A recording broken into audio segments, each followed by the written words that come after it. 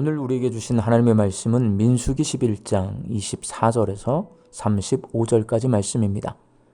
모세가 나가서 여호와의 말씀을 백성에게 알리고 백성의 장로 70인을 모아 장막에 둘러 세우매 여호와께서 구름 가운데 강림하사 모세에게 말씀하시고 그에게 임한 영을 70장로에게도 임하게 하시니 영이 임하신 때에 그들이 예언을 하다가 다시는 하지 그 기명된 자 중 엘다시라 하는 자와 메다시라 하는 자 두 사람이 진영에 머물고 장막에 나아가지 아니하였으나 그들에게도 영이 임하였으므로 진영에서 예언한지라.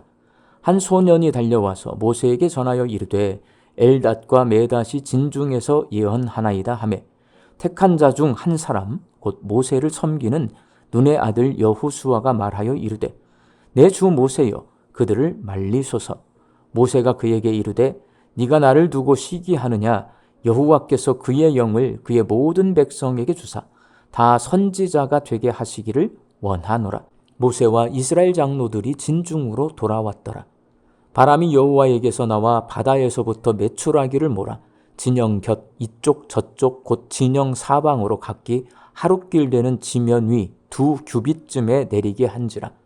백성이 일어나 그날 종일 종야와 그 이튿날 종일토록 메추라기를 모으니 적게 모은 자도 10호멜이라. 그들이 자기들을 위하여 진영 사면에 펴두었더라. 고기가 아직 이 사이에 있어 씹히기 전에 여호와께서 백성에게 대하여 진노하사 심히 큰 재앙으로 치셨으므로 그곳 이름을 기브롯 핫다아와라 불렀으니 욕심을 낸 백성을 거기 장사함이었더라. 백성이 기브롯 핫다아와에서 행진하여 하세롯에 이르러 거기 거하니라. 아멘. 하나님께서 고기가 먹고 싶으니 고기를 달라는 이스라엘 백성에게 메추라기를 내려주셨습니다. 오늘 보면 31절 말씀에 메추라기가 2규빗 정도 땅에 쌓였다고 말씀하고 있는데 이는 약 90cm 정도 쌓인 겁니다. 하나님께서 이스라엘 백성에게 엄청나게 많은 메추라기를 공급해 주셔서 이스라엘 백성이 마음껏 고기를 먹을 수 있게 되었습니다. 그런데 문제는 이스라엘 백성이 메추라기 고기를 먹다가 죽었다는 것입니다.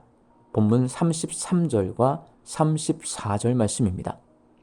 고기가 아직 이 사이에 있어 씹히기 전에 여호와께서 백성에게 대하여 진노하사 심히 큰 재앙으로 치셨으므로 그곳 이름을 기브롯 핫다아와라 불렀으니 욕심을 낸 백성을 거기 장사함이었더라. 그렇다면 이스라엘 백성이 고기를 먹다가 다 씹기도 전에 죽은 이유는 과연 무엇일까요?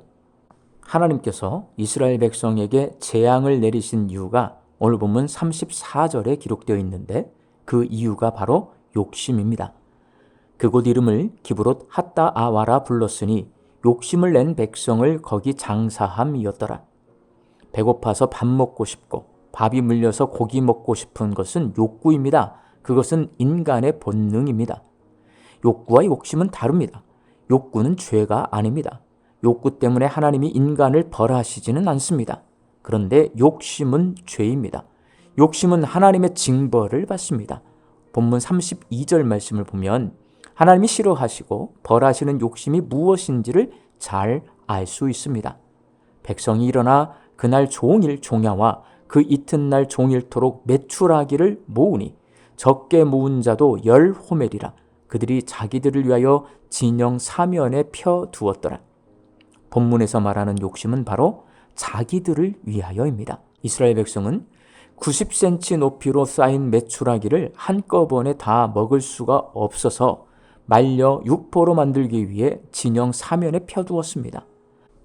본문에 한 사람당 10호멜씩 모아서 육포를 만들었다고 기록되어 있는데 여기서 10호멜은 넉넉 잡아 1kg 정도 나가는 메추라기가 약 2,000마리 정도라고 생각하시면 됩니다. 메추라기가 썩는 것이 아까워 털을 뽑고 내장을 꺼내 손질해서 햇볕에 육포로 말리는 일은 생활의 지혜지 죽을 일이 아닙니다. 그런데 자기를 위하여 메추라기 2,000마리를 육포로 말리는 일은 죽을 일입니다. 그것은 바로 탐욕, 욕심이기 때문입니다. 나를 위한 메추라기는 매일 만나를 내려주시는 하나님께서 일주일에 한 번씩은 내려주신다고 믿고 하루에 한 마리씩 7마리면 충분합니다. 2,000마리까지 필요 없습니다. 나를 위한 메추라기 2,000마리는 욕심입니다. 그것은 앞으로 하나님께서 메추라기를 주시지 않을 것이라는 불신의 마음을 전제로 하고 있습니다. 메추라기가 90cm 정도 쌓인 것은 기적입니다. 이 기적을 베풀어 주신 분은 하나님이십니다. 자기들의 눈으로 직접 하나님의 기적을 보고 하나님의 기적을 체험해 놓고서도 나만을 위한 탐욕은 하나님의 기적을 기대하지도 않고 하나님을 신뢰하지도 못하게 만듭니다. 그러니 하나님이 재앙을 내리실 수밖에 없습니다. 욕심은 가장 기본적으로 하나님을 불신하는 마음에서 나옵니다. 일용할 양식을 주시는 하나님을 믿는 사람은 욕심을 부리지 않습니다. 매일매일 내게 필요한 것들을 공급해 주실 것을 믿기 때문입니다. 사랑하는 광주 양림교회 성도 여러분, 하나님은 나 자신만을 위해 욕심 부리는 탐욕의 삶을 싫어하십니다. 그냥 싫어하시는 것이 아니라 아주 끔찍히도 싫어하십니다. 그러니 탐욕의 삶이 아니라 나눔의 삶을 살아야 합니다. 우리가 어떻게 하면 나눔의 삶을 살 수 있는지 신명기 8장 3절이 말씀해주고 있습니다. 내 조상들도 알지 못하던 만나를 내게 먹이신 것은 사람이 떡으로만 사는 것이 아니요 하나님의 입에서 나오는 모든 말씀으로 사는 줄을 내가 알게 하려 하심이니라. 내 마음속을 하나님의 말씀으로 채울 때 나 자신만을 위한 탐욕의 삶을 살려고 하는 내 인생의 방향을 돌려놓을 수 있습니다. 신령한 양식인 하나님의 말씀을 먹지 않는 사람은 그 인생이 탐욕의 무덤이 되고 맙니다. 하나님의 말씀을 먹는 사람이 나눔의 삶을 살 수 있고 자신의 인생을 하나님의 나라로 변화시킬 수 있습니다. 사막에서 수도를 했던 수도사들은 하나님의 말씀을 깊이 묵상하면서 탐욕과 탐식을 피하기 위해 금식했습니다. 자발적으로 일정 기간 음식을 끊어서 자기 욕망을 제어하는 훈련을 한 것입니다. 그리고 금식을 통해 구제했습니다.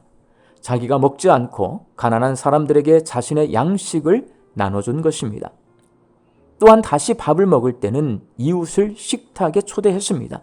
이웃과 함께 식사하면서 친밀한 관계를 형성하고 진실된 사랑의 나눔을 실천할 수 있었습니다. 올해 고난주간에는 특별 새벽 기도회를 하면서 커피 금식을 하려고 합니다.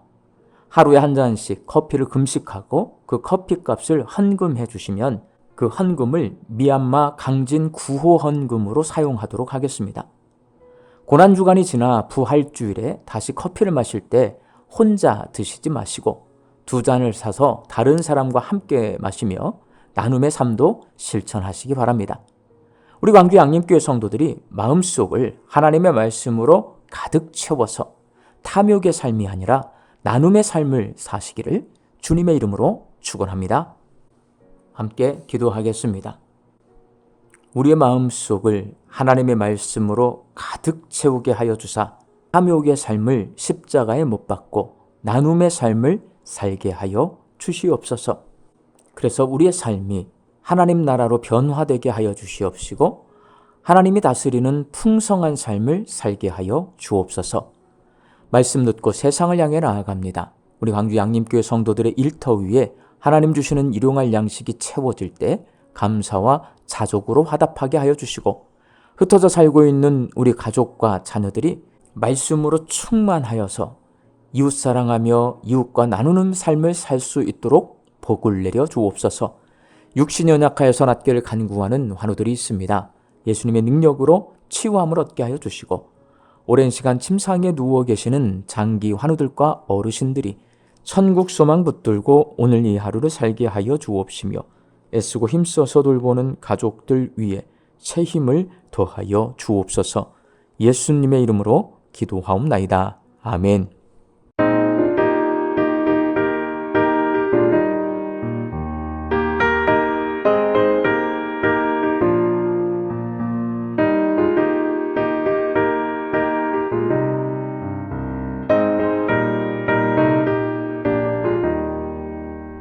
은혜가 풍성한 하나님은